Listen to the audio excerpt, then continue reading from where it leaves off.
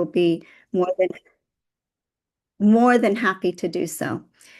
So I want to start by just testing the waters. I want to know a little bit about you. Then we're going to go on to presenting a few of the concepts, and I'm going to try to make this fun with what I call the cookie challenge. We're going to have a space where you're going to practice this, and then we're going to talk about some tools that you can take with you. So to get us started, if you can use this QR code, and I've dropped the Menti in the chat. If you could just, oh, you want me to talk a bit louder? Okay, is that better? Great. Sorry, I wasn't monitoring the chat. I hope this is okay. If you can join the Menti, I'll wait a few minutes for a few seconds for you to join.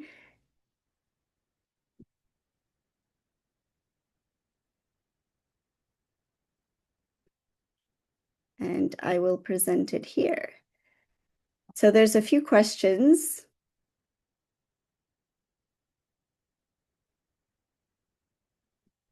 First of all, I just want to know how long you've been in the movement.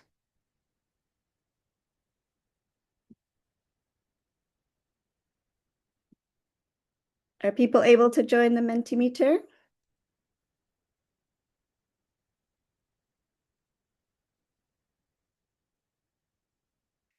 If you can't join the Mentimeter, then maybe you could just add your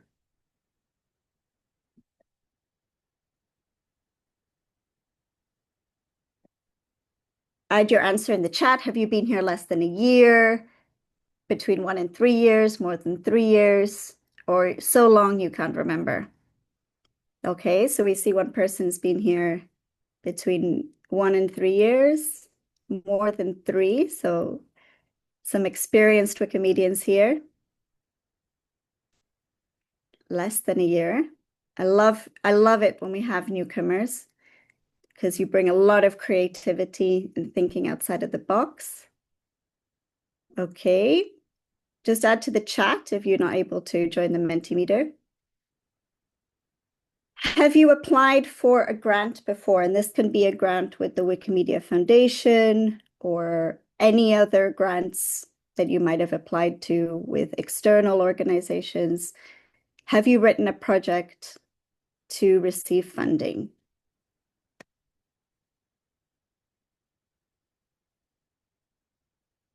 Okay, we see some mixture of experience here. Again, you can use the chat if the Menti is difficult. We might not know what a grant is. That's fine. All experience is valid in this call. Not yet. Okay. All right. So a mixture of something.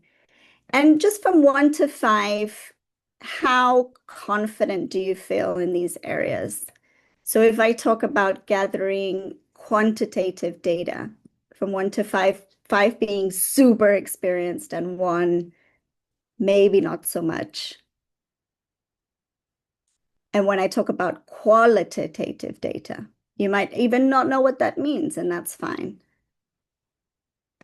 And how confident do you feel measuring impact on Wikimedia projects?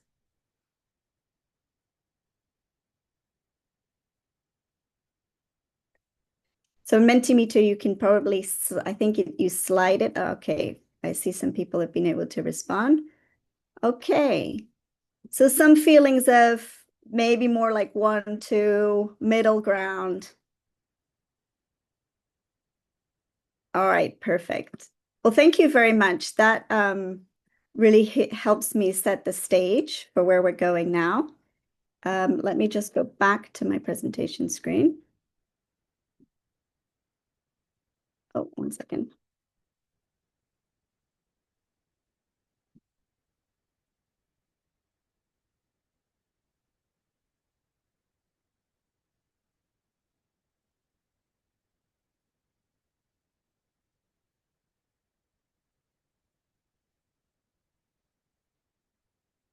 All right, can you see my presentation there? A very scary looking dog. Just thumbs up if you can see it.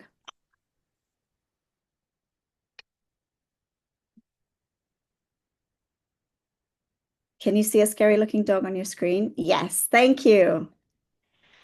All right, so when we start, you might be feeling like this dog. You might be feeling theory of what? What does that mean? And let's make this really simple. Basically, what a theory of change is, it's just a way of organizing your ideas. So before you're thinking about starting a project, to really think about what it is that I want to achieve. What is the change that I'm looking for? What strategies do I choose to be able to achieve that change? Why am I choosing these strategies and not other strategies? So why am I thinking these are going to work, right? And how will I measure if they've worked, or how do I learn from what I might need to improve? And this is what a theory of change is. It's to go through these steps to be able to really design a project where you're clear about what you want to do, what strategies you've chosen, and what strategies you've decided not to do and why, and to really learn about what is working and what might not be working. So at the end of the day, we're not faced with this cartoon where we've done a lot of things, some things happened, but we have no idea why it might have happened or why it might not have happened, right? So let's go through the steps of a theory of change. Like I said, the first thing is to think, okay, what is the problem I'm trying to solve? What is it that I want to, what is the change that I want to bring? And this could be change in people's behavior, like how they use Wikipedia, for example. It can be a change in that I want people to be more active editors. It can be a wider change in society. I want people to value open knowledge. So what is the change that I'm looking for? Then I think about my specific strategies and activities. Then I go on to think about, why have I chosen these strategies? What am I assuming that will happen so that these are the ones that work, right? Because many times when we're starting a project, we could take many different avenues, right? If I'm starting to train teachers, for example, on the use of Wikipedia, I could, think of doing an online training that's really short and sweet, or I can think of bringing all the teachers together and do a 3-day intensive training. They're two different strategies. Why am I choosing to do one or the other? Why do I think they will work? What am I assuming that is necessary? What do I need to learn from that? Am I moving in the right direction? And I really want to emphasize here learning before evaluation. It's not only important to evaluate the end results, it's to learn how I got there. What is it that I did that helped achieve that result? Or why didn't I achieve that result? What were the barriers or things that didn't work out as I expected? And that is as important as knowing my end results. And only when you have this, I think there's a microphone open, you might want to silence. And only when I have this clear do I start defining what information is going to be useful for me. So I want to really emphasize this process, because often we jump to the metrics. We think, oh, what I need to know is how many people are creating contents on Wikipedia. And I jump to a metric without really thinking, but is it that I need to learn that at the end, or do I need to learn more about my training method and whether teachers felt comfortable with that training, whether they really learned the skills that I was hoping to deliver. We're going to look at this in a few concrete examples, but before going on to Wikimedia projects that can be a bit more complex, I like to do this through what I call the cookie challenge. So it's a very basic example of building a theory of change. Are you ready to do the cookie challenge? All right. I can feel the excitement in the room. I can feel it. All right. So get your fingers ready in the chat. I'm going to give a hypothetical scenario, okay? We're trying to solve a problem in our community. So you want to improve the nutrition of people in your community. People are eating very badly because they're too busy and they don't have time, okay? So this is the problem that we're trying to solve.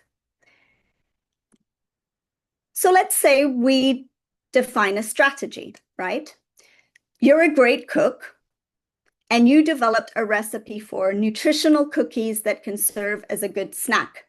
You want people to like these, but you also want them to learn how to make it. So it's not enough for me just to cook those cookies for them. I want them to learn how to make them themselves, so it's sustainable. So your strategy is to invite people to a cooking party to teach them how to make it and provide them with the recipe and support afterwards, right? So your strategy, you're thinking of, when you think about a strategy, you're thinking about a longer term process. So my strategy here is, as a cook, I am going to bring people into a cooking party, and I'm going to teach them the recipe of how to make these cookies, right? What might be some of the activities to get this started? What might I have to do to implement this strategy? Let's think in the chat. What are some of the activities? How do I get this cookie party started?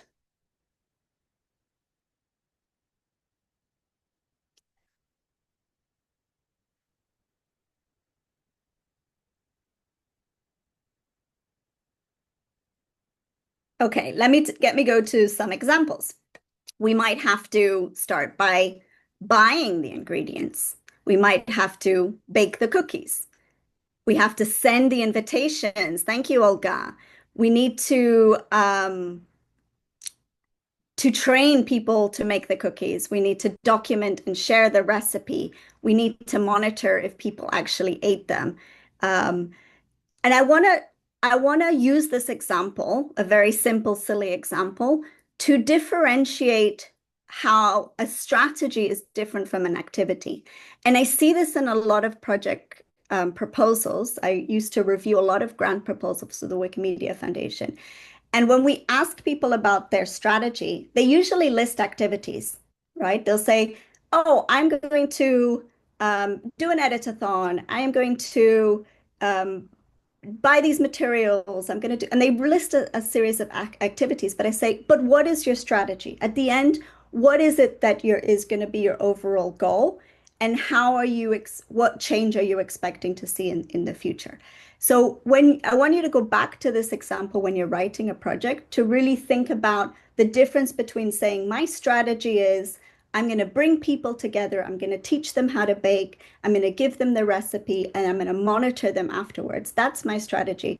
And going to the supermarket, actually baking the cookies, actually sending out the invites, those are my activities. Those are my inputs, right? We're going to talk a little bit about how to understand the outputs and the outcomes in this example. So what are some of my assumptions? Remember, when we're looking at the theory of change, thinking about why do I think this is going to work? I need to be assuming, for example, things like people actually like me and they're going to come to my party, right? Because I can have a great strategy. I can do all my inputs. I've bought everything. I've got everything ready. But I'm assuming people are actually going to come. They're actually interested in learning how to bake something different, right? I'm assuming people have time to do this. Maybe people are interested, but they're too busy, and the time that I've sent the invite, people won't be able to come. So I'm making a lot of assumptions about why I think this is going to work, right? Yeah, I'm assuming that giving them a practical exhibition in an opportunity to taste it is going to make them interested in actually baking these cookies afterwards, right? Because what I want is not that they just taste them and eat them at my party. I want them to actually take this at home and change their behaviors, right? I'm looking for a behavioral change in the long run. So here are a few of the assumptions, right? That people actually want to change their habits, that they will come to my party, that they think I'm cool, that they're willing to learn. that I actually make nice cookies. I'm assuming that as well, right?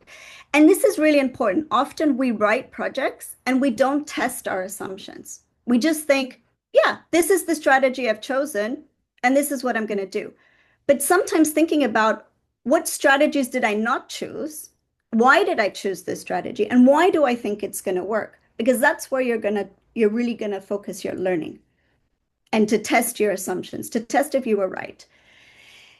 And so before going on to defining what data do I need to learn if my cookie party had the impact that I wanted, created that change in people's eating habits that I wanted, I need to ask myself some questions. What do I need to learn?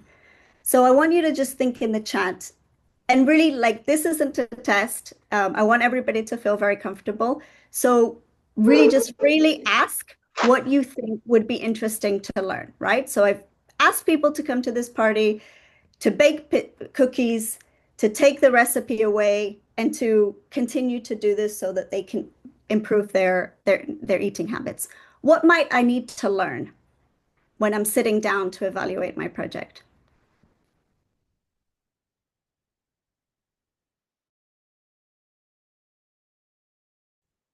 Give it a few seconds to think for you to think of those questions. And hosts, you're also welcome to join and give your ideas.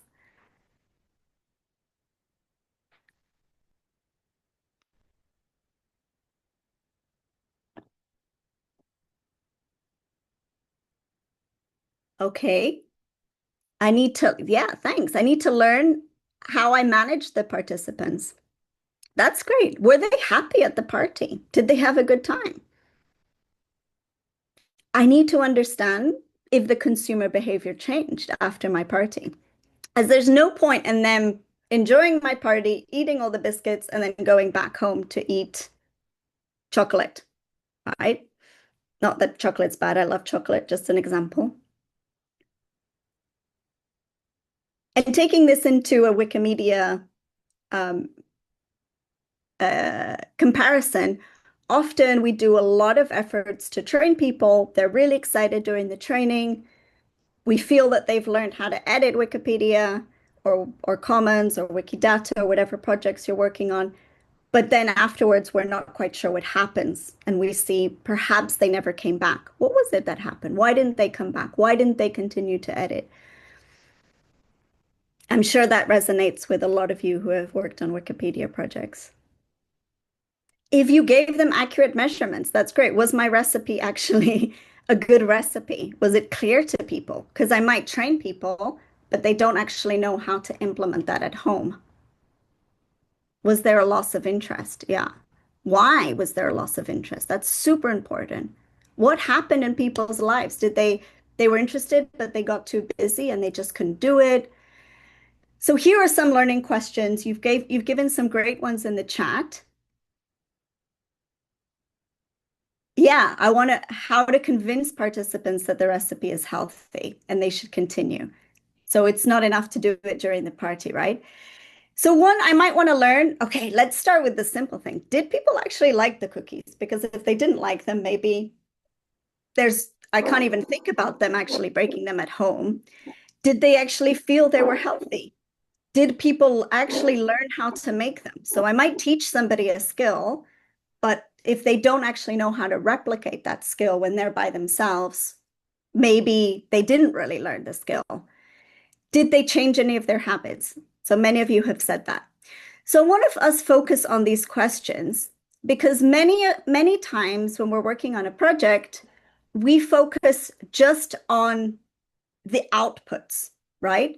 What was the direct result of my activities? So remember we said that some of the activities were, I'm going to buy the ingredients, I'm going to have the party, I'm going to send the invite, people are going to come. And many times when we look at metrics, we're only thinking of what are the number of people that came? What are the number of like cookies that were eaten, right? And we stay at that level of data. I want you to think here, if we divide our data into outputs, so what's the direct result of our activities? outcomes, understanding was my strategy successful? What do I need to measure? What data is going to allow me to test if my strategy was successful? And then the impact is usually something that is a much longer term change that addresses the core problem. If you go back to what we were trying to solve, it's like a bigger problem in society, which are people's nutritional levels. So when we're talking about longer term impact, we're looking at how my project contributed to this longer term change in society or in my community. So I want you to take a few minutes just by yourselves, or you can use the chat, or you can just write them down. Try to think of what would be some data to, in the cookie example, to test that my activities were delivered. What could be some data to test that my strategy worked? And what could be some data to, in the long term, after my project, to determine the impact? Again, this is not a test. It's for you to develop with this fun cookie example.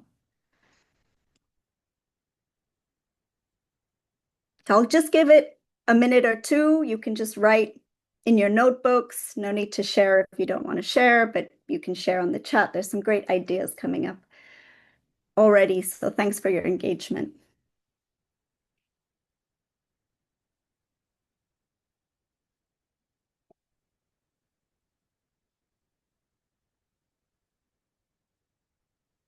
Yeah.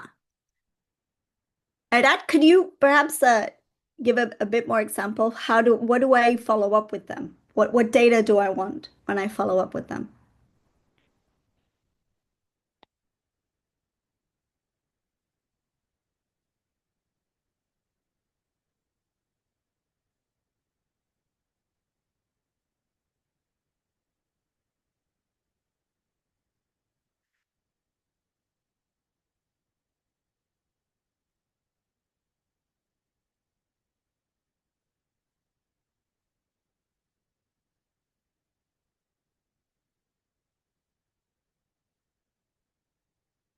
Okay, so we're seeing some change in food choices.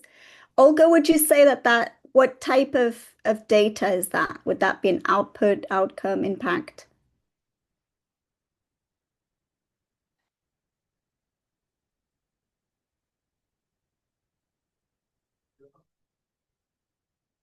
If they liked it and would recommend it to others, that's a really great option. Would you see that as an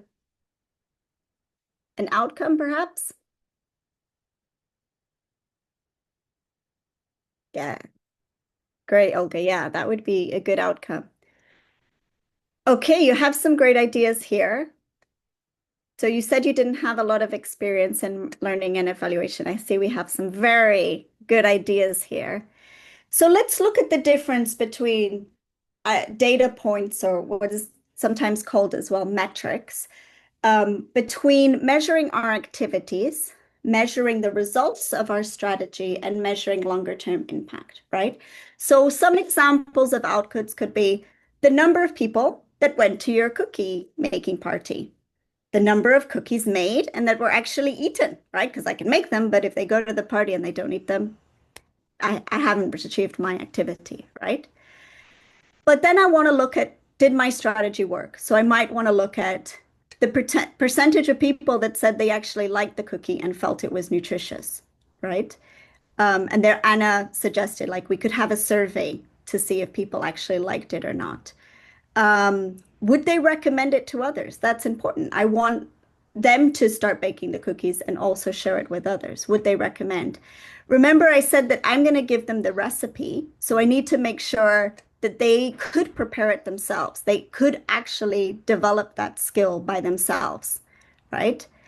Um, and I might want to see if they're actually preparing the biscuits themselves. So maybe in a month's time or 2 months' time, are they actually preparing the cookies and eating them?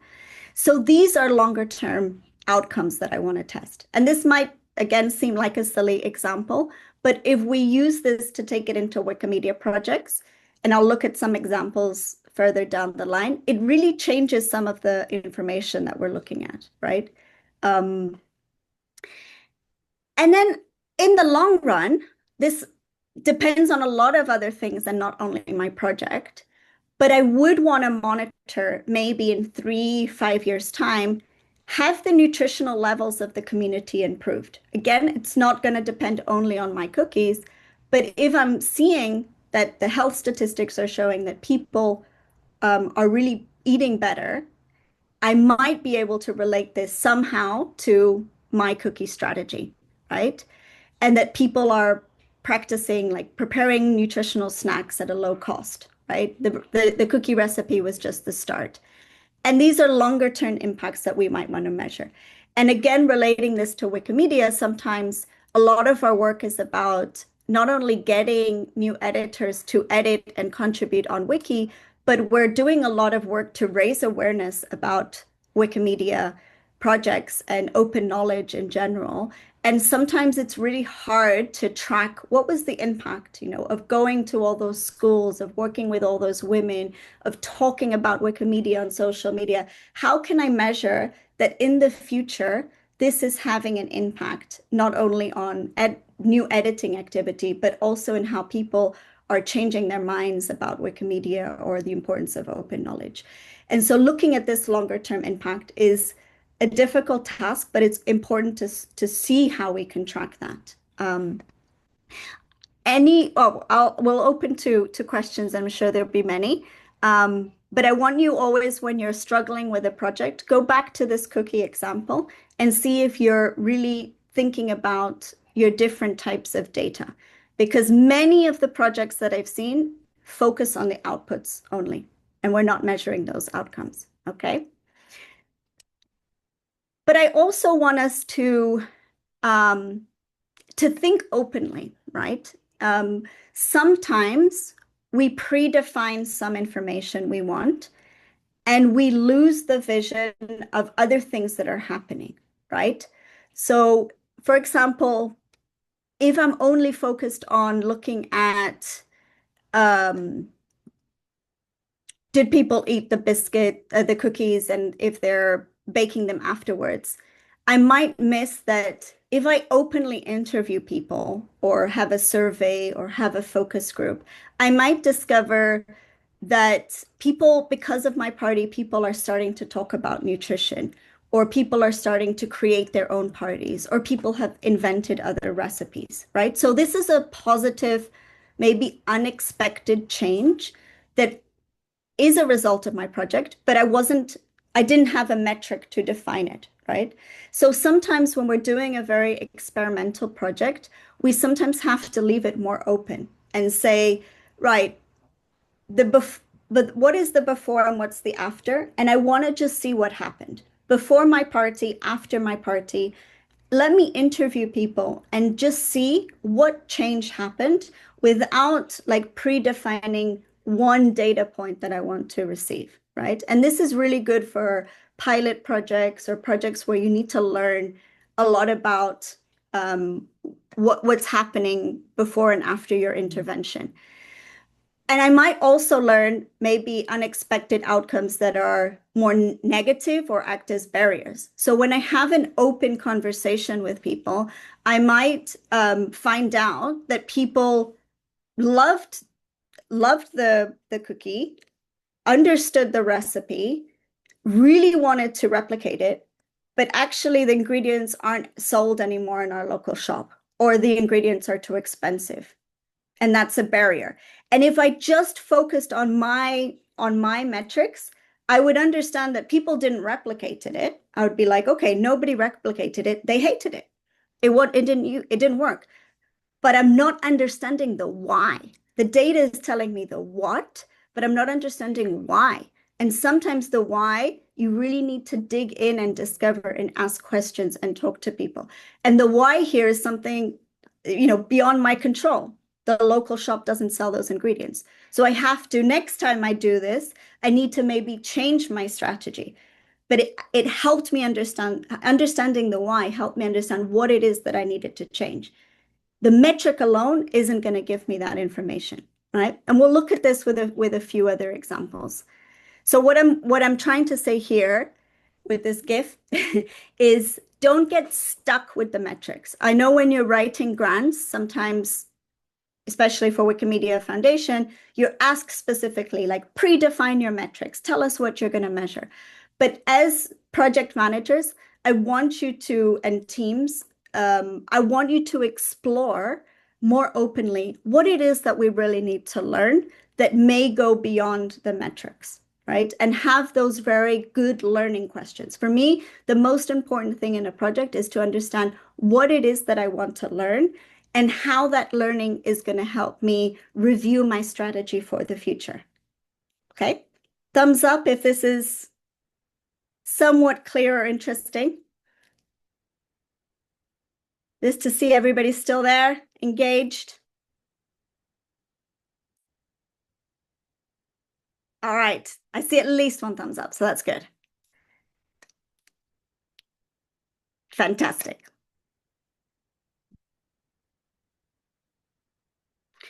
So just repeating what I said here, a measurement and metrics will tell you what changed. You know, people didn't eat my biscuits.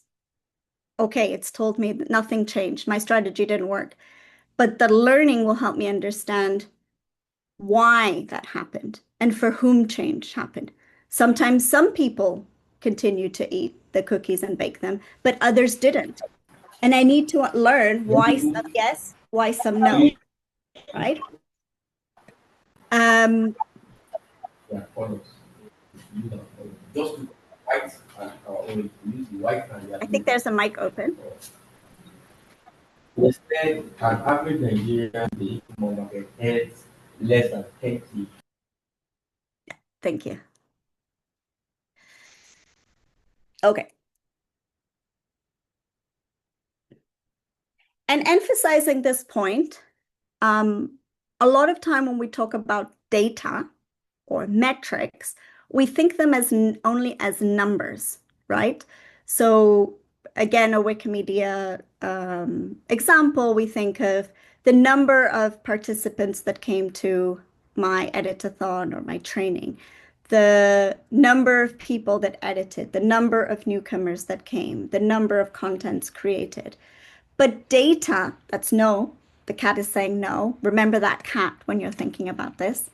Data also includes qualitative data, right? Remember in the beginning, I asked that difference between what I can quantify, can be numerical measurements, percentages, number, but data is also qualitative, which means it can be perceptions of people, opinions, testimonies, visual representations. So a video of somebody baking the cookies at home and sharing it with their family, the perception of how their life has, their habits have changed, their opinions on the recipe.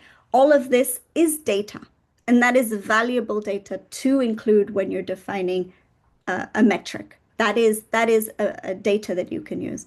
So I often say to people, having a case study of a teacher that I use teachers a lot because I've worked in a lot of Wikimedia educational programs. I know you work with not only teachers, but I'll keep bringing up the example of teachers. But teachers that came to a training. So let's say I have 10 teachers that came to a training. And 3 of those teachers, great, they continued to edit, they used Wikipedia in their classroom, etc. 3 of them didn't even show up to the training, and another 4 were really enthusiastic, but they never did anything afterwards, right? Data is, I could interview these people and understand, or a selection of them, and understand what were their perceptions, what were their opinions, and that is the learning that I need. That is the valuable data that I need, and not only the statistics of who showed up or continued. Okay, so now this is the exciting part of the workshop where I stop talking and you are going to put this into practice. And I want you to think of a theory of change. So we're going to go straight from the beginning to think of a theory of change for a project that you're working on or an idea of a project you have. This can be any project. So you could do it for something in Wikimedia, or maybe you have a project at home, right? And it can be as simple as I'm going to host a good Christmas party, right? For those who celebrate Christmas. That can be your project. What I want us to do is to use the tools that we've been working on throughout the theory of change to be able to design your project, okay? So what I'm going to do now is I'm going to link in the chat.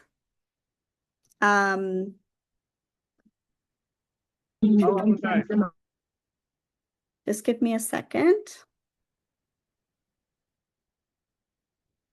Somehow it's gone to another screen.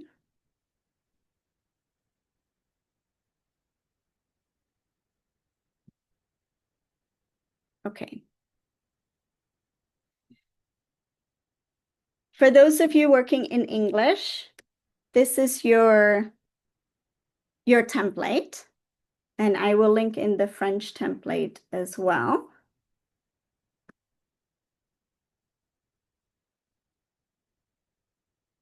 What you're going to do is, for those of you who can, you're going to copy those slides, and you can work on it digitally. You'll see there's a space.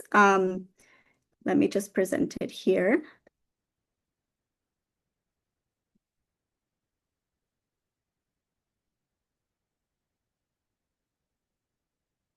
Right, you can copy the slides, and then you're going to see that you can write your own answers. So what's the problem you want to solve? What's the main goal you want to achieve, right? So what is the change that I'm looking for? What are my strategies? What am I assuming? What might I need to learn? And then we're going to write some of the data that I need to answer those questions, okay? It might seem overwhelming, but just go back to the cookie example and think through your project, okay? If you don't have time to do it now, you just want to sit on the idea, that's fine. But it would be great if one or two of you could work through this so that maybe we could use this as an example and discuss. And let's use a practical example that you bring here so we can look and go through it, right? And together work through your example. So we're going to give you 10 minutes to work on that. And then I'm going to come back and maybe look at one example with you if anybody wants to share. Yeah, and we'll take it from there. If you don't want to use the template, but you just want to go old school with a piece of paper, draw your theory of change and write it down. It can be very, very like general. It's okay. But I really want everybody just to take this time to practice what we've just reviewed. That sound good? Everybody understood, or does anybody want me to explain it again?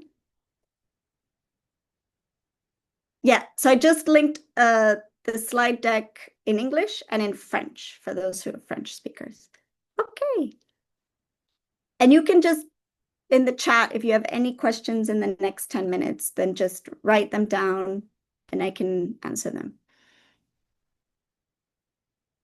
Okay. Sorry, just to be clear, the link you shared, are we supposed to put our ideas on the slide or we're supposed to create another one? Create your own slide, because if everybody uses the same slide, then it's not going to work. And I think you don't have edit access to this one. So you're going to have to, for those of you who duplicate it. Yeah. So let me just show you just in case like anybody needs that.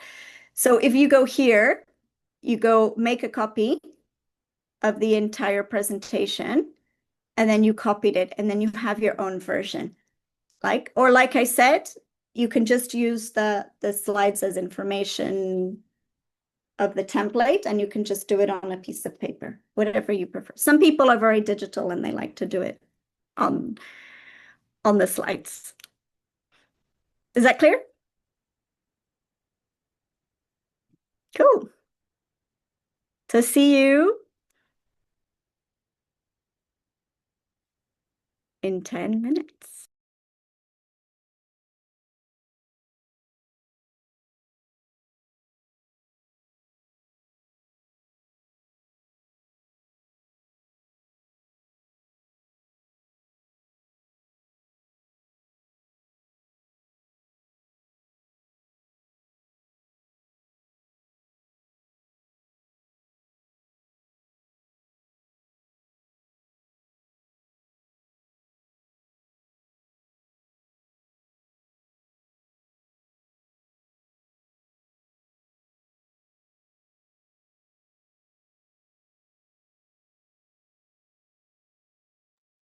I think you should please just do a recap of for those who are just joining and maybe don't understand what we're doing.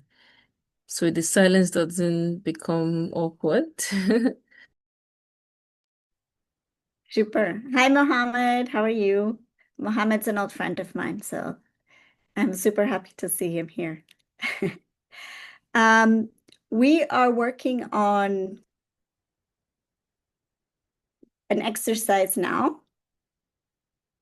which is to develop the theory of change for a project that we have. It can be a Wikimedia project or a life project or something very simple like hosting a Christmas party.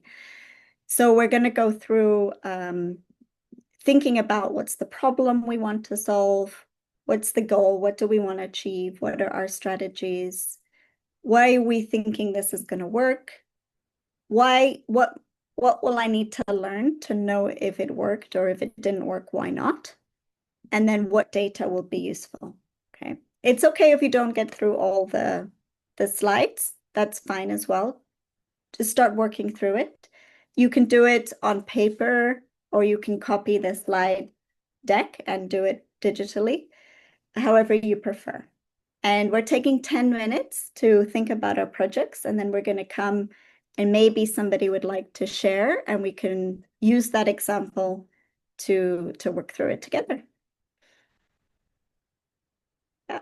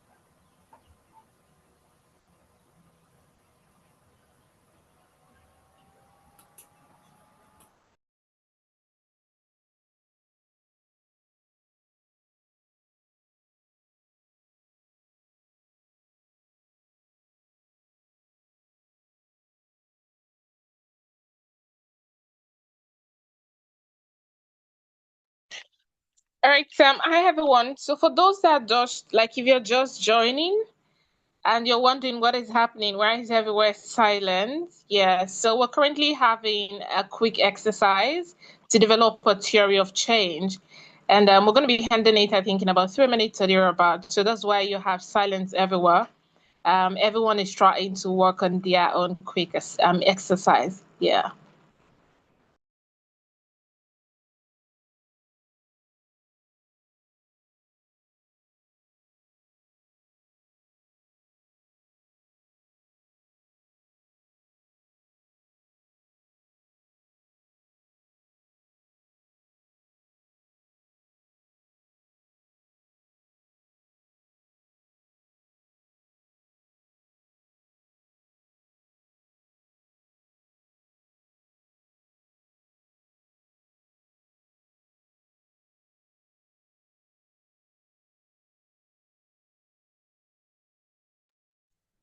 All right. So, if you're just joining us, welcome, welcome. Thank you for joining. We're currently having a quick exercise, um, to develop a theory of change. So that is why everyone is a bit silent. Yeah, everyone is trying to work on their own exercise, and we should be done, let's say, in the next 2 minutes. Yeah, thank you.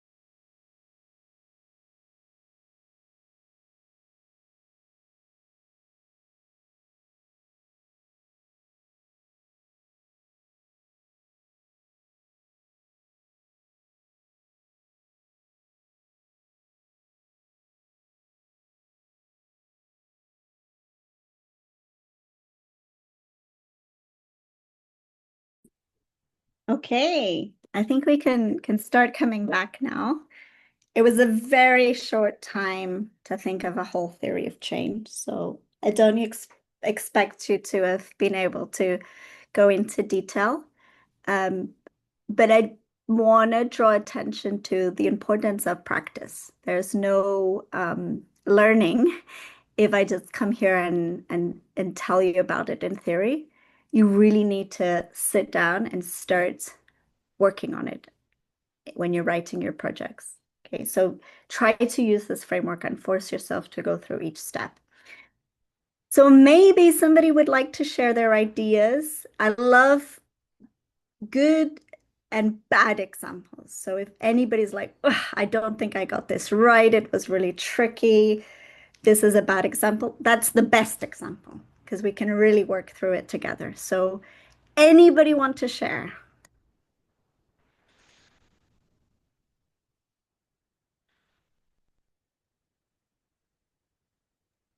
Uh, I would like to share mine, but I'm Yeah, still at the second to the last slide. I'm still in putting some, things, but I can share and we can work on it together. let's do Ready? it. Okay. Okay, let me Do you share. want to just walk us through it? Do you want to share your screen? I think I'll share my screen. I'll Super. have to share my screen. So is it visible? Yes. Okay. So this is the first slide. Let's see. I put the problem there, just, out of in a way. I want to increase the visibility of African women on Wikimedia platforms by creating more references or credible media mentions for them. So this is one of my pet projects as a Wikimedian and as a community member of the Africa Wiki Women. During one of our campaigns earlier this year, we were meant to impute data for African women in politics and the media. So I had challenges with getting references, media mentions for them, and realized most of them remained stub. And those of them, we could not create articles for them on Wikipedia because they don't have enough media mentions. Yeah, so that's that. So I decided, okay, since let me leverage my background in the media, I'm a broadcast journalist. So I decided, okay, we can do this and talk to a few journalists who we can go into this together. We can just put our spotlight on these women, talk about their achievements, and then write about them, publish their achievements on our websites so that articles for them can be created on Wikipedia and then we can use the references. So that was the problem. So here it says, what is your main goal and what is it you want to achieve? The answer to that says, partner with local media to document African women's achievements. That was the goal. And then the strategies is to create awareness with the local media about how Wikipedia works, to enlighten them about Wikipedia's guidelines, And then the third one says to educate them on how this would impact meaningful and long-term documentation, as well as their visibility. When people want to ascertain how credible or what has been said or what has been written about these women, we can want to check. So it will drive more traffic to the websites as well. So that is one way of convincing them to come on board and, get them to do these things. Would also teach them how to edit Wikipedia. But then the first is to create awareness and to create references for these women before that. And this next slide says, why will this work? And what conditions have to be in place? My answer here is that I put 3 bullets, says this will work because Wikipedia is the best place to document historical or archival materials for global and easy access. And then I said the Wikipedia only accepts credible media as references, so any media partners will feel inclusive for credibility purposes, So the third one says they have to be independent and be ready to allow open access to their websites. So these are the 3 conditions I put there. Mhm. I was about going This to is the next slide when the time was up. this is fantastic. I love this example. So a few reflections on the assumptions. I think you've really stated a great goal and problem you want to solve and how you're going to do it, right? So you're going to make journalists aware that if they create media material about women, then this will be able to be used as source and women would be more visible in their contributing to Wikimedia, and then they're also going to get more visibility, right? Yeah. So when you're looking at the assumptions, think of assumptions like very directly related to your strategy. So you're assuming that just because you make journalists aware of Wikimedia, they're going to write the articles that you want, right? That you're assuming that will be their action afterwards. You're assuming that they are interested in writing about women, that they have, let's say, power to be able to do this within their media outlet. So just a few examples, but think of things like very directly related to your to what you're going to do and what reaction you need from people. Like why, if you train them or make them aware, what is it why is that going to lead them to do what they're going to do, right? Why are you assuming that? Let's go on to what do you need to learn then? What were you thinking? What they need to learn to see if this has worked. Yeah. That would mean creating a survey so they Mm-hmm. can actually tell me what they've been able to achieve, to learn, and then what suggestions they might have for me if there is any need for improvement. Mm-hmm. Yeah, I think that Right. would be. Yeah, so this is also a great example because sometimes when we think of what we need to learn, what data we need, we go straight to thinking of the tool, which in this case is the survey, right? I see this a lot in projects, like what metric? Oh, we're going to use a survey. We're going to use feedback. Let's go one step back and think first, before I decide what tool I'm going to use, let me think what it is I need to learn, right? So here you said some good things that you want to learn what their opinion was of what you taught them. Did that awareness make them write anything about women that was useful for sourcing? If it didn't make them write, why not? What is happening there? Why didn't they start writing about women? Because that's the change that you want, right? Yes. You might want to learn more about when they're writing about women, like what perspectives they're writing about, because they might be writing about things that aren't useful for you to source. So what is the quality of what they're writing about? Were Wikimedians able to use those as sources at the end, right? So these are some of the broader learning questions that you might want to look at. And then what data would you need then? Any ideas on the data you would need to answer those questions you have?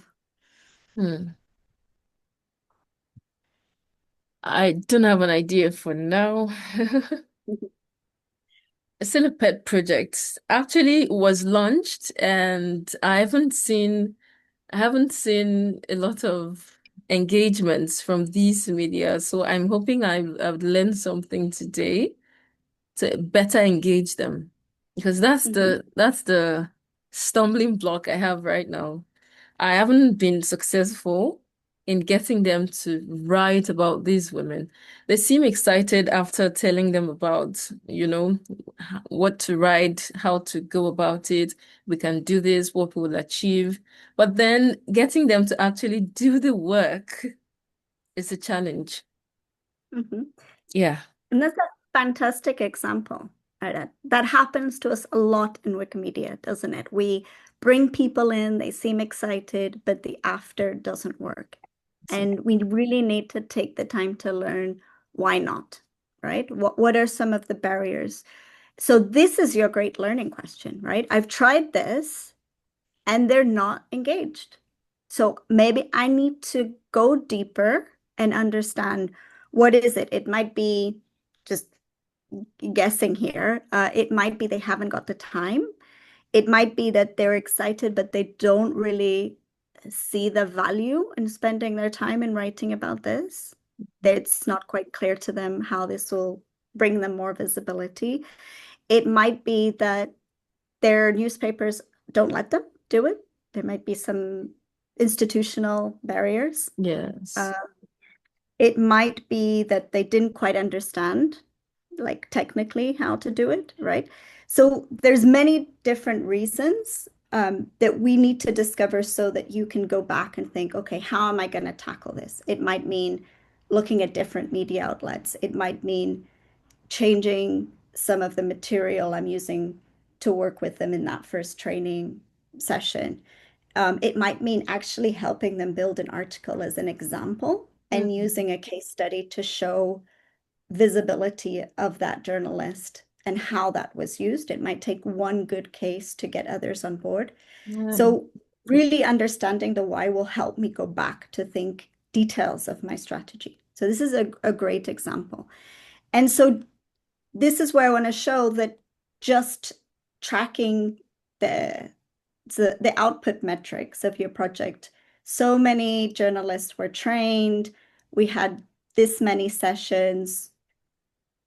Is not going to be useful. Even understanding if the number of articles about women that were written afterwards. Like that's a good outcome, but it might not tell me if that is going to continue. Like if I had created a change in those journalists, right? I would need to go a bit deeper and understand those who are writing. Maybe there's one case of somebody who wrote something. What motivated that person? What made it possible for that person to go on to write? And what was the barrier that didn't allow others to write, right?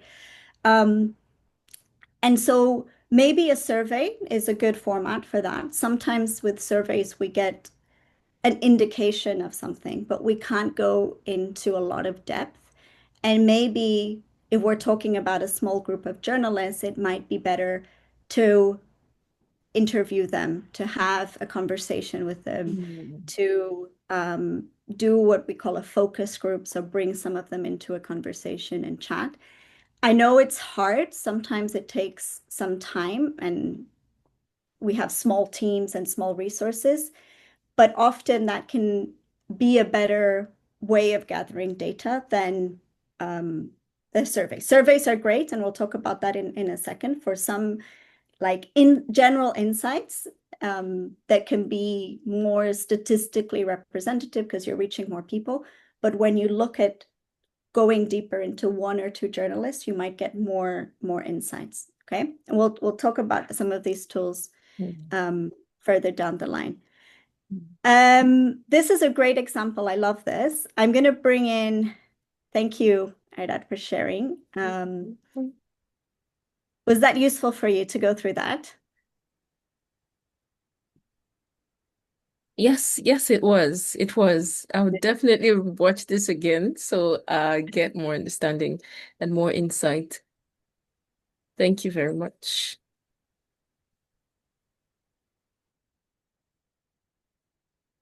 Okay, so let me just look at another example here. And I'm sorry we don't have time to share other people's theories of change, but like I said, after the session, if you want to share with me, I'm open to having some conversations about this and looking at your cases. So this is often one that we see. I'm sure it resonates with you. Like we want to grow our communities, our Wikimedia communities, and we want to try a longer term training program to teach people how to edit, but also engage them with our community dynamics, right? So don't just come to edit, but see that we're a community, we're fun, you can be part of the movement, right? We've seen, for example, that maybe a one-off editathon didn't really engage people. So we're changing our strategy and we're looking at an online training program, all right? And I've decided that online would be the best format, right? So this is my hypothesis. So what might I want to learn, right? I want to know not only if they came to the training, I want not only if they edited during the training, I want to know, did this online training make people more interested to edit, right? So compared to maybe an in-person session or compared to my traditional editathons, did this online training make a difference? I want to know if it was better for them to gain the skills. So did they actually gain the skills? Is this investment worthwhile? Because you're also looking at the cost benefit, right?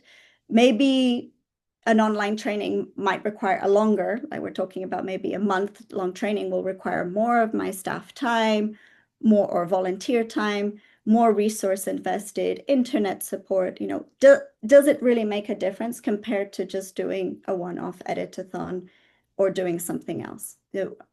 It's important to also look what resources, money, time, human resources I'm putting, and does it make a difference? So those are some of the questions I want to learn. Most metrics, again, number of participants that completed the course, that's an important output to see if my activities, I met my activities, but it's not going to tell me anything about those questions that I learned, right? Again, as Arat's example, I need to understand what led them to engage. So if some people came out of that training and never edited again, why not? What happened?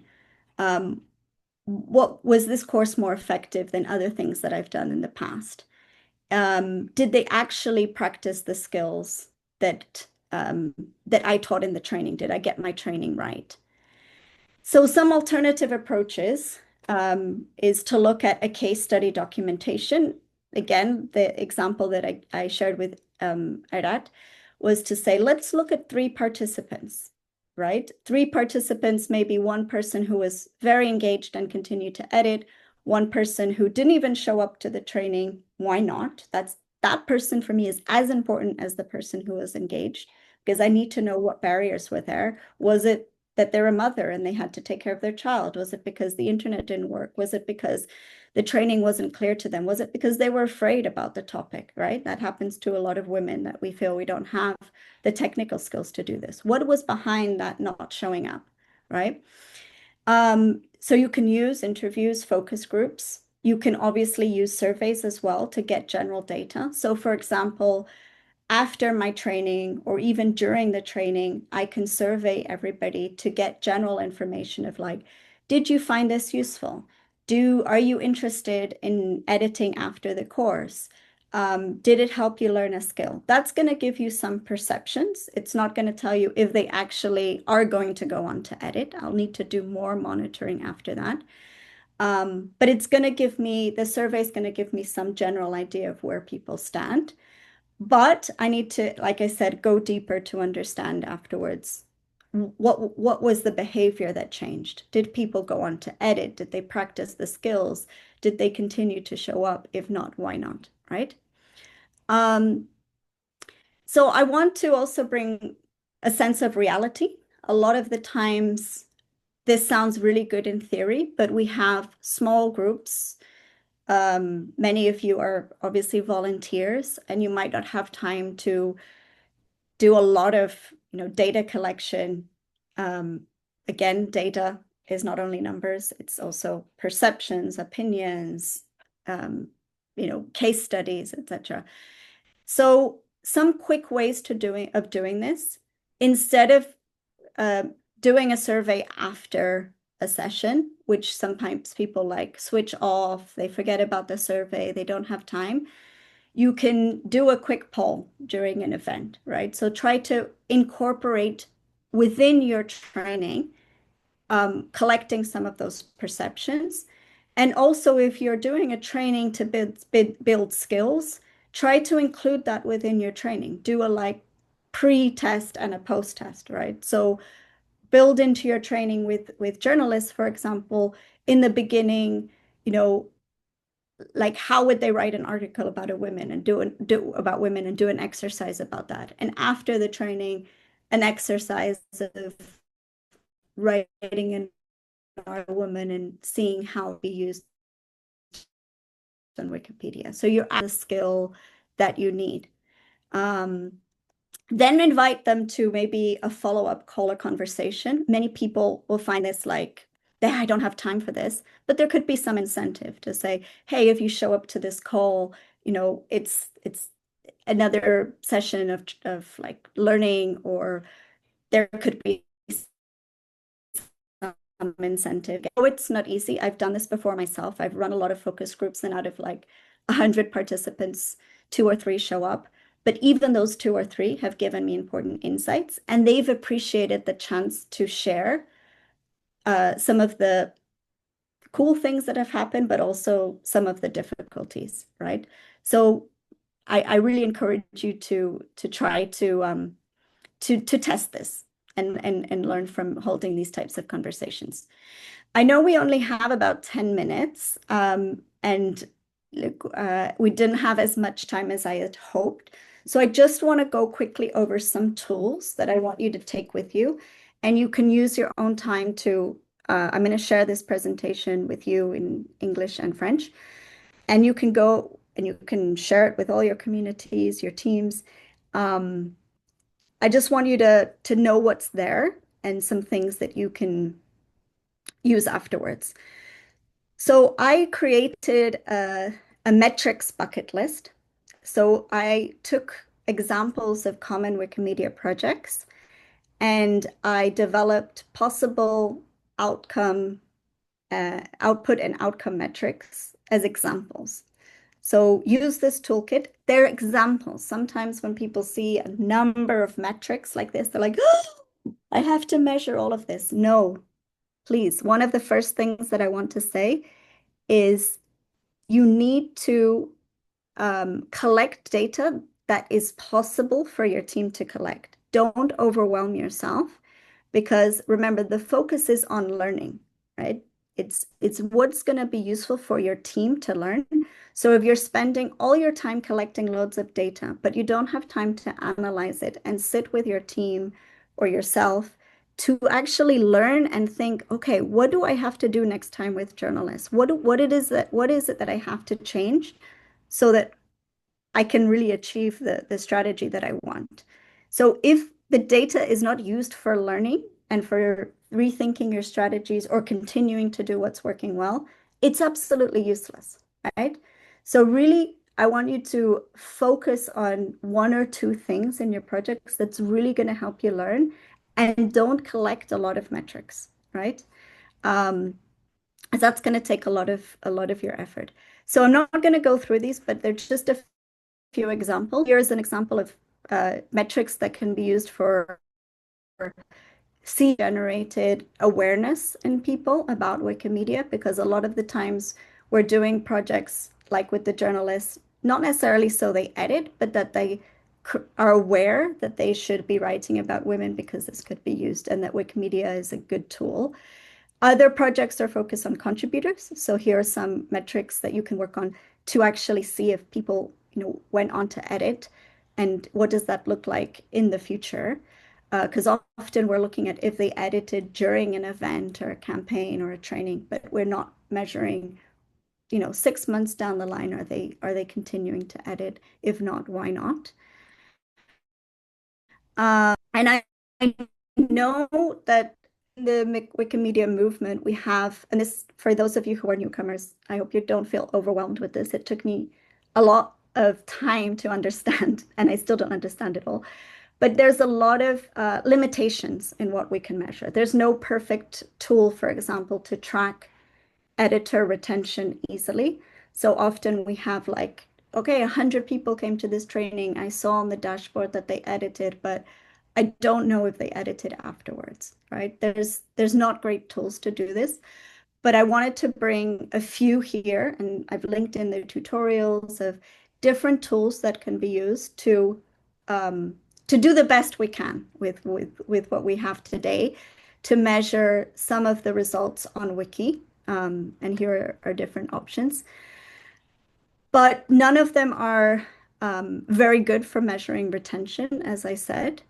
And I wanted to bring here a specific tool we developed for you to, without knowing like a lot of technical skills or code, or for example, to be able to track retention, right? So I've linked in the tutorial and I've linked in the code. I'd really love some of you who are doing projects to bring in editors and wanting to track if they're editing in the future, to test this out. We can do a session with Silvia Gutierrez, who's from the foundation, who developed this tool, and she can train you in how to use it. But I think this would be really interesting for you to try.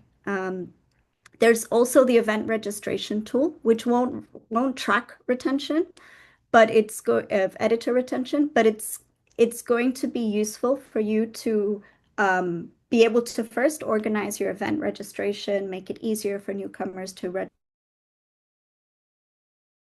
registration tool, and you have a very cool specific project. We could work together with the foundation data team to look at retention for you, right? So if you have the list of usernames, if you use the event registration tool, we can use them to track retention, right? So you can bring us like an interesting case and we can work with you for that. So here are two options. One, you can do it yourself using this, or you could make sure your events, trainings, whatever you're doing, goes through the event registration tool. And then you can bring, I'm going to put my email and information there. You can bring cases, and we can work with the data team to look at what's happened, right? Oh, so I've run a campaign and I want to look like a year down the line. What's the editing activity of those people who came to that campaign? And we can work with you to deliver that. Surveys. I can't go into detail here about surveys, but I have a presentation about surveys. I like surveys a lot. I see also their limitations. Like a lot of time we send out surveys, people don't respond. We become like annoying ex-boyfriends or girlfriends messaging people like, fill out my survey, please. But there are some tips there of like thinking about your survey and the best time to send out your survey or do it within a training. It's a lot easier. I'm a bad example here because I wanted to include a survey about this session, but I didn't because of time. But here, yeah, there's some, I hope, some good examples there.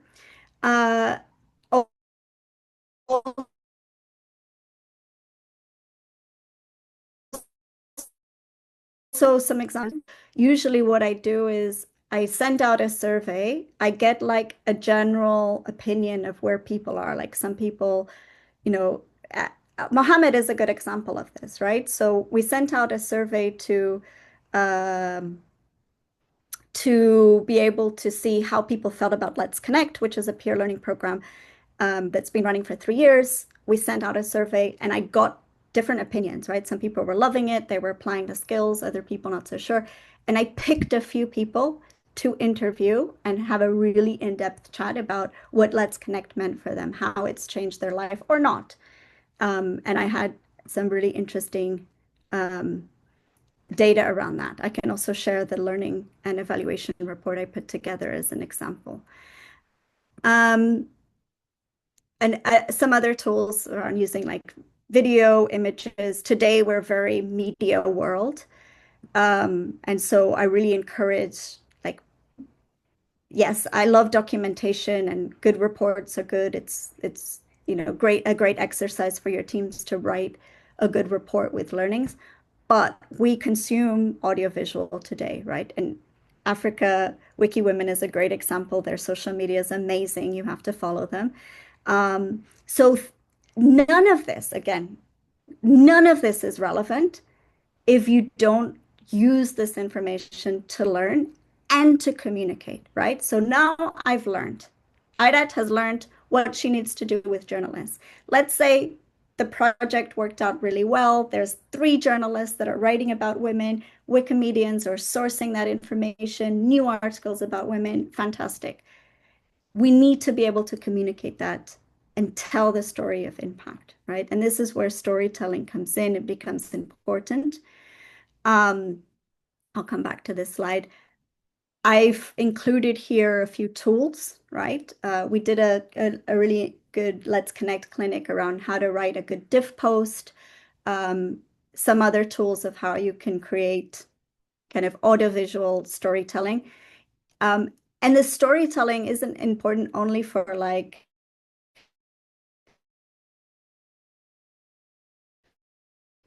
let's say or your community who are involved, right?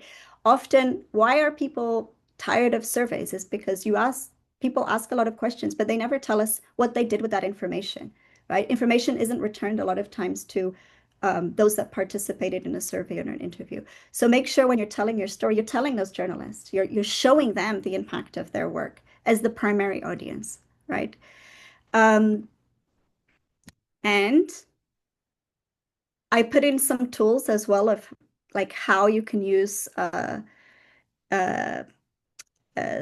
some tools to learn with your teams, like using retrospective sessions. Like how do you use the data to actually learn and do this as a collective exercise with your community or with your group of volunteers.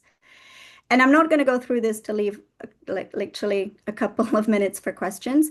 But if you are writing a grant project, just to think about how to include this in your grants. And this is really important because often I see that people really want to work on learning evaluation And all their resources and their time are going to just doing, right? All the activities and lots of things. And their team has, or you will have no time for learning and evaluation, right? Or maybe you need to spend some time building the skills and getting in somebody, a consultant or somebody who can support that. You need to include that within your grant project. I always say leave at least 10% of your budget for learning and evaluation. And that includes for creating good audiovisual material to tell the story of impact, taking the time to write. It's not only about the money resources, it's also about human resources, about your time for learning and evaluation. So include that in your project plans. And I think with that, I will end. I'm sorry, I think because we started a bit later, I was hoping to have about 20 minutes more where we could go into some questions. I'm happy to stay on the call, but I also don't want to use more time than was programmed. And thank you very much for listening. And thank you very much, Jessica. Thank you so much. Like really, this is a mouthful for real. And the whole time, Arat says she's gonna listen again to the session, and I can say for sure, personally, I'm also going to like sit down with this or training literally and digest it over and over again for real. Like it's really great, awesome, great insights. I love the practicality that also comes with it. It's for me, it's more like I'm saying monitoring evaluation from a different angle, literally. So thank you very much, Jessica. Thank you for coming on board. Thank you for honoring our invitation. All right, so well, actually, this is we're out of time, but at the same time, it doesn't make sense if we have such a training and we do not give time or give an opportunity to a participant to ask questions, regardless of the fact that we are ahead, or let me say, yeah, literally. So I'm gonna give an opportunity if you have questions you want to ask Jessica. So let me say this: Jessica is actually a very busy person. It takes a whole lot to bring her here today, for real. So you may not really have this kind of opportunity, anytime soon. So you want to really use this wisely. Any question you have, this is a good monitoring, more able to really answer your questions. So I want to see your hands. If you have questions, please. Okay, Mohammed is the first person. Okay, thank you so much. All right, if you have questions. All right, Mohammed, please. Thank you. Can you wait a little bit? All right. Let's see if we have other people so we can have it all at once. All right. Do we have other people who have questions? Let's have your hand. Just before you have to Mohammed. Have question, please raise your hand, All right. While we wait for that, Mohammed, you can go ahead with your question. Okay, so thank you so much. Sorry for interrupting. I was just concerned about the time, and I just, as you mentioned, Jessica is a very busy person, but anytime she gets the opportunity to meet with community members like this, she remains inspirational. She inspires more people, especially me in particular. She has been a reason why I want to involve more in the Wikimedia movement. At a point, my spirit was dampened, but upon interacting with her on a few occasions, I became more inspired.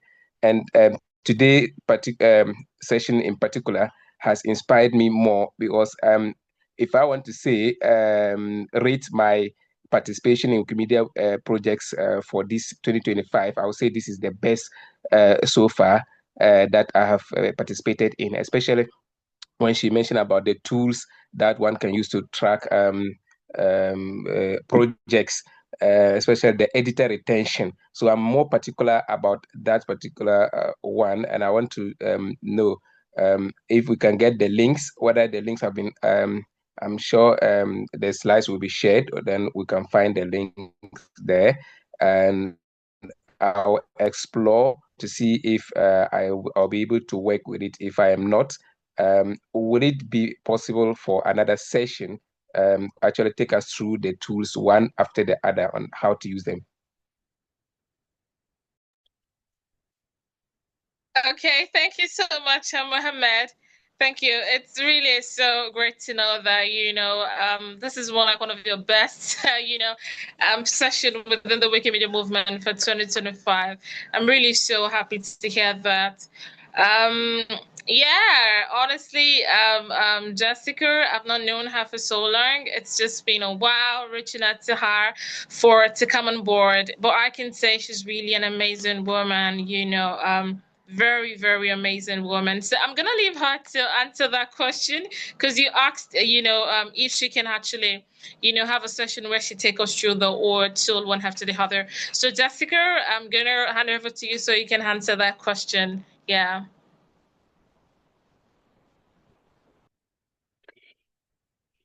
Yeah, thank you so much, Mohammed. So I think it would be worth having a session where we can look specifically at tools to measure retention. And we'll see if Sylvia can do this, as she's the person who created the tool. I've linked in a tutorial that she taped, and I've linked in some tutorials to the other tools, right? The hashtag tool, the event program and events dashboard. Again, a lot of them have limitations, right? They won't measure retention, for example, but they are good for tracking participation on Wiki during an event or a campaign, etc. So there's different tools there, but on retention, I think we can definitely do this session. Or like I said, if after an event you have the list of usernames, hopefully if you use the event registration tool for your event, we can also work on a case to look at that retention and support you with that. Again, I want to say that retention of editors is an important thing to look at, but I think my message in general in the presentation is it won't tell you enough, right? So let's say you get data, Mohammed, on like 10 people that you trained, one was retained. You're like, okay, so one continued to edit 6 months down the line. You're like, okay, this is interesting. What does that help me learn? Why? Does that help me learn? Was it something in my training that didn't work? Or why was that person retained? Why weren't the others retained? And that's where I want you to really think of how you can dig deeper and learn more beyond the statistic, right? So the statistic will tell you like what happened, but really learning the why it happened. Maybe it wasn't your training, but it's external factors. Can you control those external factors? Like people need to work and they don't have time to volunteer. Maybe you can't control them. So actually that one person you did retain, that's an excellent result, given all the difficulties, right? Or maybe, your training didn't really work and people didn't understand to edit afterwards and they didn't know where to go to learn. So you need to learn the why. Okay. So I just really want to emphasize that message. And again, I know this takes some time. It might always be possible, but even reaching out to somebody after training, on Telegram, or if you have, their information, just to have a quick conversation of what happened is really useful, like we did together, Mohammed, remember? So thank you for that. And we'll definitely follow up to see if we can do that training. If you have any doubts about the links, or if you say, look, I look at the link, I saw the tutorial and I didn't understand a thing, it wasn't clear, please let me know, because that feedback is important and we can think of other training material, guides, written guides, whatever to support you. So I do want to say that none of those guidelines or training materials are perfect. So please let us know, how we can improve them. All right. Thank you so much, Jessica. All right. So I think we have another question that chat from I'm trying to look for it now. Yeah, the question is from Mahadi. Mahadi, connect retention with factors of gender gap. I don't know if you can say something quickly on that, because I feel like she's saying you should let her see. Maybe she's asking for something a little bit more practical, but I don't think we really have the time for that right now. But maybe you can say one or two things, on that. Yeah. Yeah, I'm not sure if Ola would like to maybe explain a bit more what information she's looking for, and then we could perhaps look at what is available. Hello, hi, thank Okay. you, Jessica, and everyone Hi. who's organizing the session. I'm a big fan of Let's Connect sessions. So unfortunately, I'm not that connected, but I'm working on it. So my question was, when I look at retention using different tools, not that much, yeah, sophisticated, but it's harder for us to analyze it from a gender perspective. Even from the beginning when we design it, whether should we ask about the gender factors, if you are male or female, so how we can go through the process itself, keeping the gender lens on, and how we can analyze it, and even how we can design feedback as the results that we find for enhancing the progress.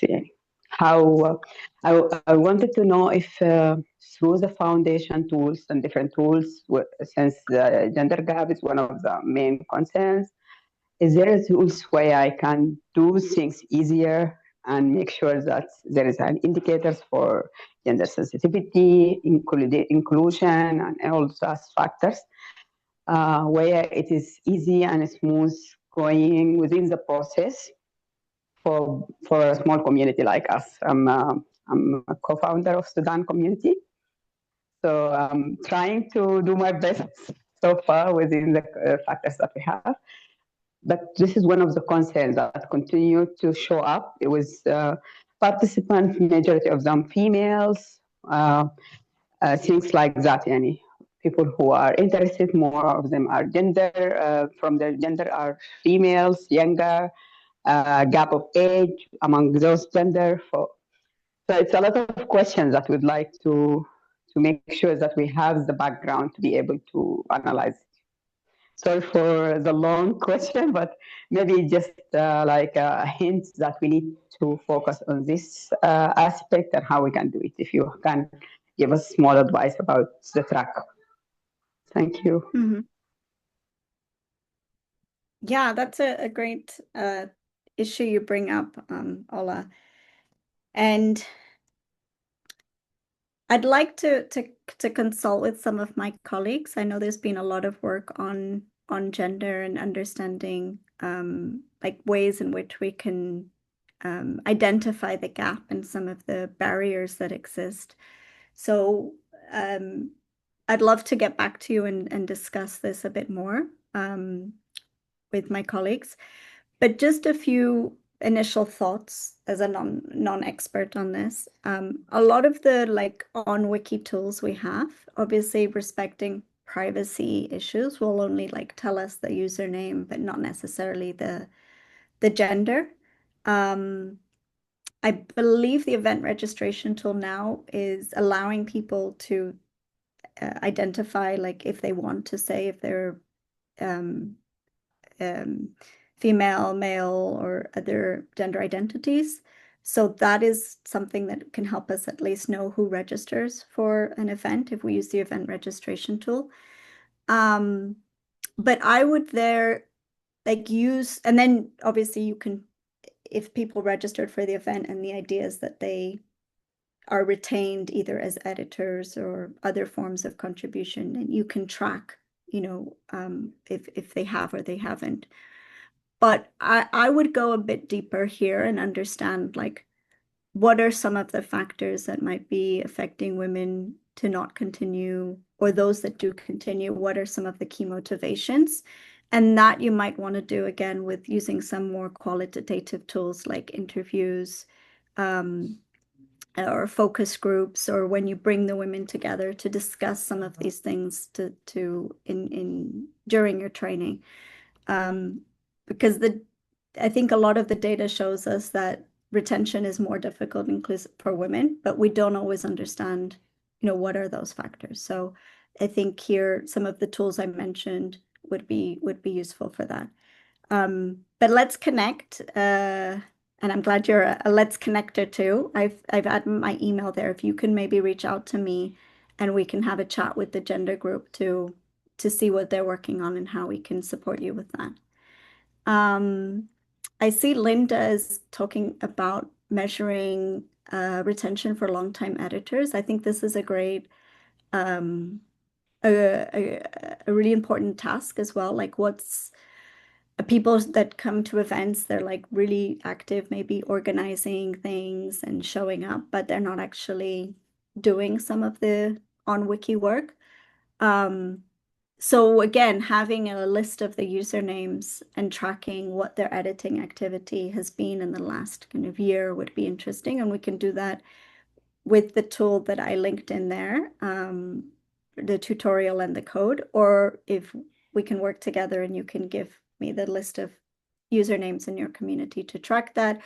Or if you don't have specific usernames in your community, we could look at what's happening locally on your wiki. So there's different ways and we could look at that data. But again, the data will only tell us, okay, they're not editing. Or like 50% of the community that have been long-time Wikimedians are not editing. Or they're only editing like in November because there's a campaign, right? Or they're only editing on Wiktionary. We need to like understand why that's happening. And sometimes it's okay, people who, I don't know if this has happened to you, but some people who become Wikimedians, they start editing, but then they go on to organizing important things like Africa Wiki Women, and they're bringing new people in, they're training people, they're encouraging people, and they don't have time to edit themselves. That's okay as well, I think. So to understand that people start playing other roles. But I think we need, and this is a good example, Linda, of how we combine quantitative and qualitative data. So let's look at what data you have and we can track what's happened to that community with these different tools. And then maybe based on that tracking, we can look at some examples of people you might want to talk to and understand more why, right? Does that help you, Linda? We can follow up on that. Fear of technology.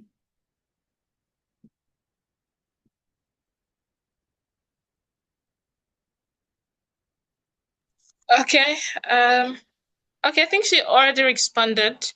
So Linda said yes. All right. Thank you so much, Jessica, once again. Thank you so very much. Was so really grateful. Thank you for making out the time out of your busy schedule to actually come here today and share your expertise and insights with us. We really do appreciate it. And just like Mohammed said, I'm just going to say this also, keep inspiring us, within the Wikimedia movement with the amazing work that you do. Thank you so much. And to all the participants, thank you for staying up until this very moment. This is like 17 minutes, beyond the time we're supposed to actually finish. And you guys really stayed till this time. Thank you so much for your time and your effort. Thank you for paying attention. Thank you for getting involved. I feel like today we really didn't have, quite a number of turnouts. Yeah, literally. But yeah, I feel like it's good. The people will be able to join, had a great time. And for me, I feel like that's like the most important thing, really. And we have the recording. We're going to be sharing it with our community member, as well as the slides as well.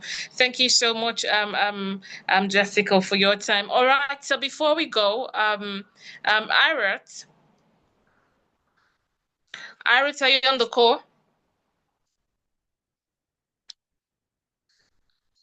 Irat, are you there? Okay, it seems Irat is on the call. So I want us to do something quickly because the order time Mohammed asked if we could have another session where Jessica would take us through how to, work with the tools and all of that. And she mentioned, we might actually bring on board Sophia Gutierrez and Hoda to have that session. So we're going to be discussing this further. However, I would like to have to hear from you guys. Like I said, when we started the meeting, this is the last Scale Up we're having for the year 2025, and it's been really great from day one. We've had huge turnout.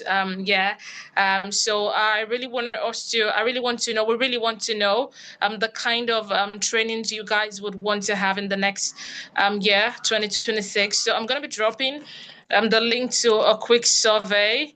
And then we just want to know your take. What are the trainings you would like to see in 2026 so we can actually factor that into consideration literally. So I've sent the link to the survey in the chat. So kindly fill it. I would like to know what are the trainings you want to see in 2026. 2025 has been wholesome because we were able to actually get responses from community members, the kind of trainings they wanted to see. And, it helps us in order to actually shape the kind of training we bring on board and the kind of speakers we also engage and trainers we engage on our Scale Up workshop. So 2026, we also want to do that. What are the trainings you'd like to see in 2026? So please, oh my God. Hi, Noir. Oh my God, so nice to meet you. This is an analysis of gender gap, right? This is data you're collecting. This is what keeps you busy. Hi, how are you? Oh my God, so nice to meet you, Hey, Noir. cutie. Baby. Wow. Hey, that's my friend Noah. Your friend Noah. My regards to him, Jessica. Wow. Cutie. Hola. Hi. Hello. Hi, Noah. Hello. Nice to meet you. Thank you for letting mommy come on board. Wow, really amazing. Thank you, Jessica. Wow, really. I know it's not easy being a mother. You have other responsibility and, still really showing up. We really do not take you for granted. Thank you so much. And it was really nice meeting Noah at the same time. All right, so please, let's fill the survey. Thank you, everyone. Let's fill the survey. Would like to know the kind of trainings you guys would want to see in 2026 so we can factor that into consideration. Thank you all so much for joining. We're also going to be sharing the link to the survey on the community platform as well, so we can have more people engaged because we have a larger community. This is more like, let me say 1%, so not even up to 1% of our community. Literally. So we have a huge community and we've been having great turnout since the beginning of the Scale Up workshop. So thank you, everyone. Thank you for joining. Thank you, and have a lovely weekend ahead. Thank you. Thank you, Jessica. Thank you, Mohammed. Thank you, Mahadi. Thank you, Olaga. Thank you, Linda, Zay, Alexia. Thank you, everyone. Thank you for joining. Thank you so very much. Thank you, and bye.